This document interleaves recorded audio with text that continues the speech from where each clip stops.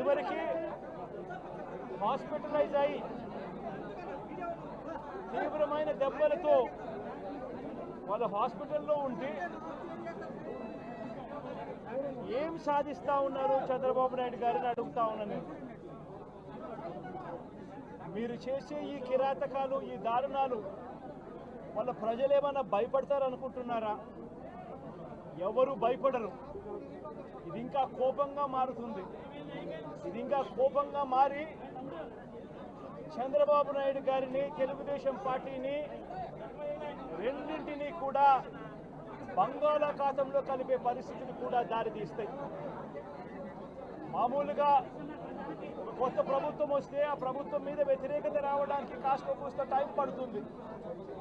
కానీ మొట్టమొదటిసారిగా చూస్తూ ఉన్నాం చంద్రబాబు నాయుడు గారి మీద వ్యతిరేకత అన్నది చాలా ఫాస్ట్గా పెరిగిపోతూ ఉంది.